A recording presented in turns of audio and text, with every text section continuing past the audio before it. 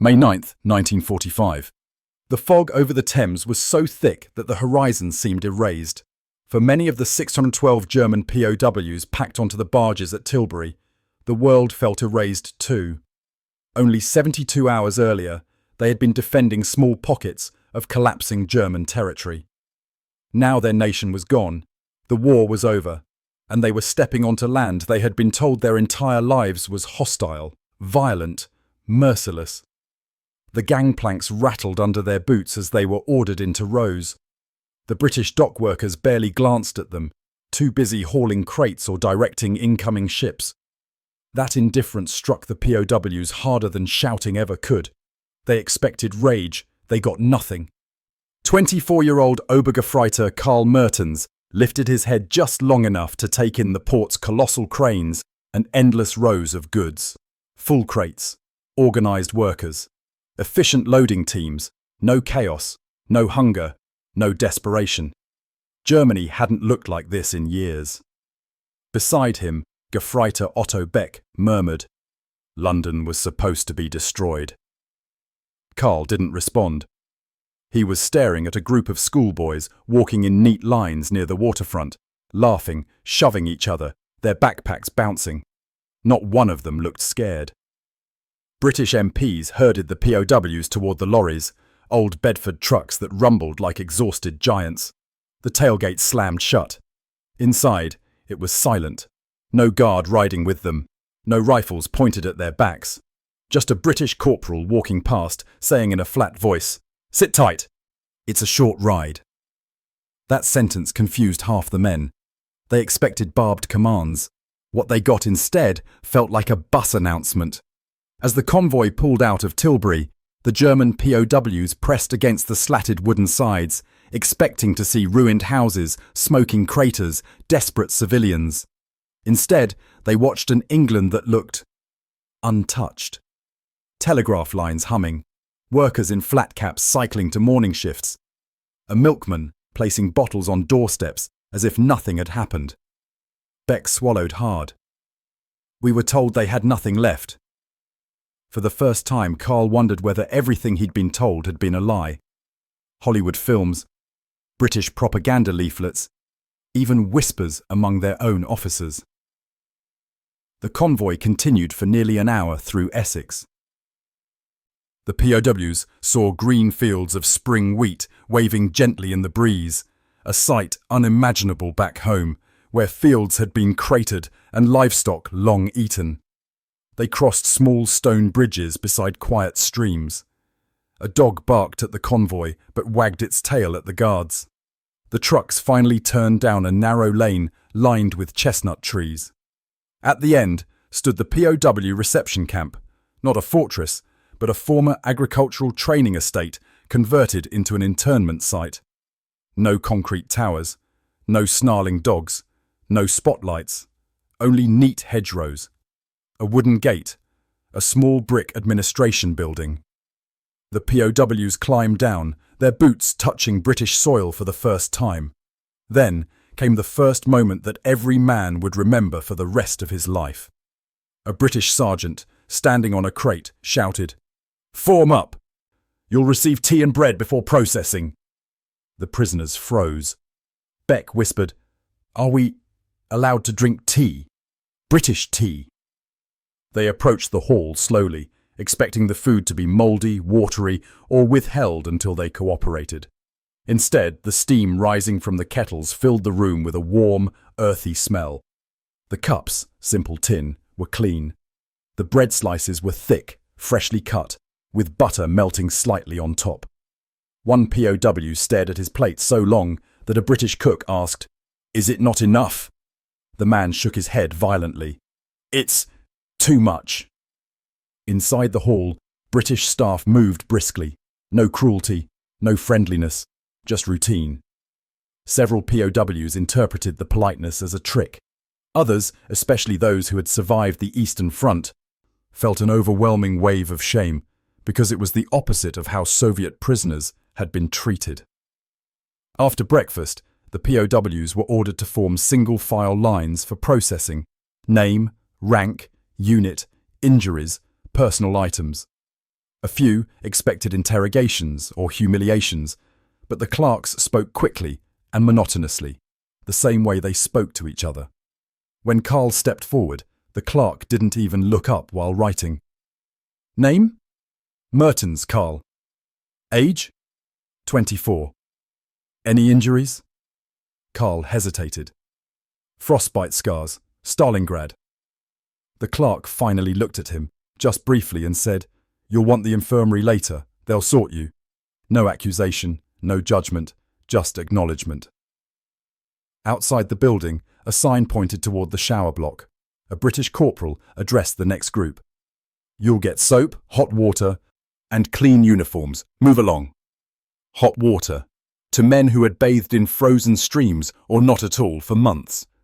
Before they could process that, another guard walked by pushing a cart of clean towels, real towels, not ragged sacks. As the POWs passed the entrance, they saw piles of delousing equipment. Many flinched, remembering that delousing in the East often meant beatings or worse.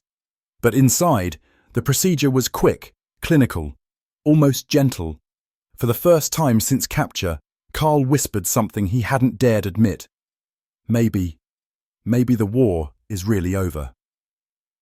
He didn't know that this was only the beginning. Their biggest shock was still ahead. The POWs entered the camp yard in orderly ranks. The grass was trimmed. The buildings, converted staff houses, had chimneys gently smoking. Wooden doors painted fresh red and blue. Some POWs couldn't help but compare this to the chaos in Germany, where buildings stood as skeletal ruins and roofs hung open to the sky.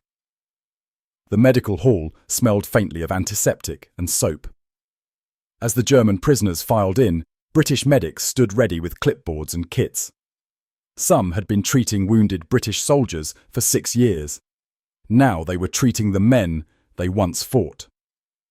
Inside, the atmosphere was tense. Many POWs were unsure whether stepping forward meant help or interrogation. When Carl's turn came, the doctor, an older man with greying temples, instructed him to remove his shirt. Carl hesitated. When he complied, the doctor noticed the deep lines between ribs, the bluish tint of old frostbite scars. "How long since a proper meal?"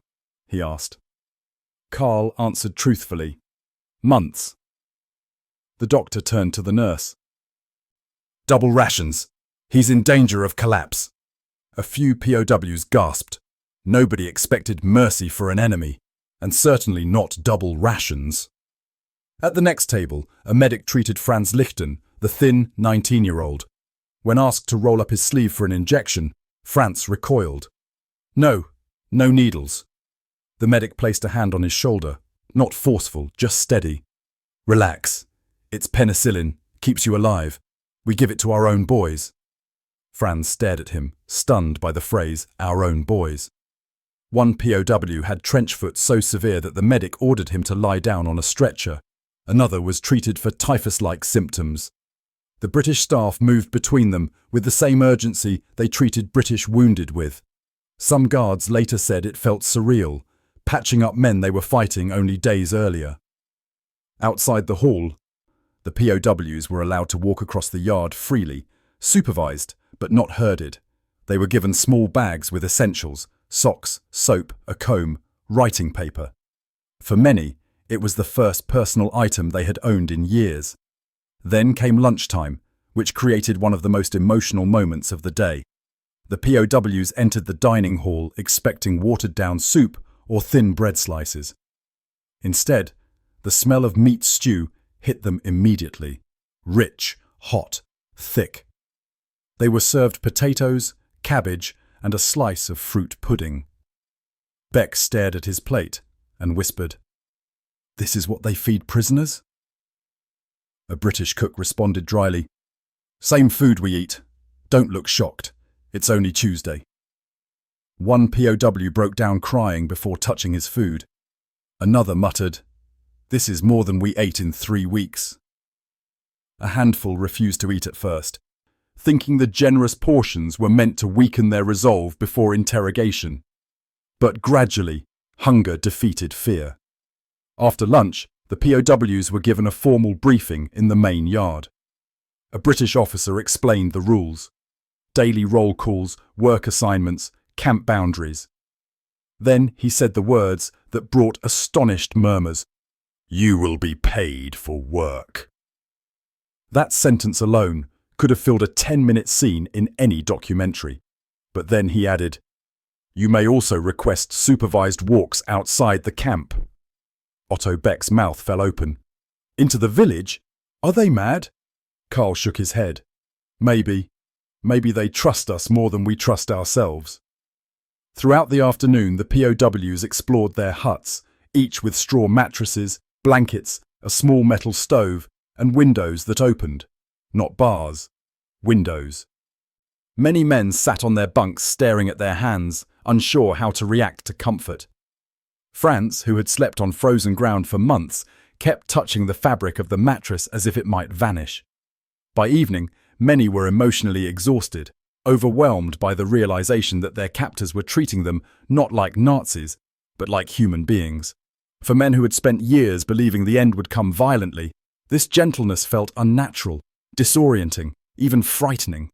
But the biggest shock of the day, the moment that would become legendary in the memories of German POWs, was still ahead. The evening roll call took place under a sky streaked with pink and orange. Camp speakers crackled with static, birds chirped in the hedges, and the faint smell of fresh bread drifted from the kitchen. It felt nothing like a prison. As the POWs waited, a British corporal emerged with a box under his arm. He called out prisoner numbers, and the selected men hesitantly stepped forward. The corporal handed each one a folded envelope. Letters. One POW dropped to his knees when he recognized his wife's handwriting. Another pressed the letter to his forehead, whispering a prayer. One young prisoner read the first line, "We are alive," and sobbed so openly that even the guards looked away to give him privacy. Carl had no letter, but he watched the scene in silence. For the first time in years, he felt something unfamiliar rising inside him: hope. Then the guards ushered the POWs into the recreation hall. It looked like a village community centre. Wooden chairs, old photographs on the walls, a faint smell of coal. When the lights dimmed, the German prisoners braced themselves. This must be propaganda, they thought. Maybe films showing German war crimes, maybe re-education. But the projector flickered, and suddenly, Charlie Chaplin waddled into view, balancing bread rolls at the ends of two forks. For 5 seconds, the room was silent. Then a small laugh. Then a louder one. Then the entire hall erupted, raw, cathartic laughter from men who hadn't smiled in years. Some laughed until they cried. Some cried until they laughed. The guards, leaning against the walls, exchanged glances, surprised at how human the moment felt. A British private whispered to another guard, "They're just boys." The other replied softly, "So were ours." When the film ended, the prisoners filed out quietly into the cool night. Stars glittered overhead, bright, steady, peaceful. The kind of night sky soldiers rarely see during war. In their huts, many POWs stayed awake talking in whispers. Not about battles, not about hatred, but about the tea, the kindness, the letter from home, the Chaplin film, the mattress. Franz said softly, "If this is the enemy, then who lied to us?" Carl, staring at the ceiling, replied, "They didn't just defeat us. They're teaching us how to live again." In the days ahead, many POWs would work on British farms, repairing fences, harvesting vegetables, helping rebuild what the war had strained but never destroyed. Villagers would eventually speak with them. Some would even share cigarettes or leftover supper. A few would form friendships that lasted decades. But every German POW who passed through a British camp would repeat the same sentence for the rest of their lives. Our first day in Britain changed everything. It was the day they realized the world they had been taught to fear wasn't a nightmare. It was the beginning of their rebirth.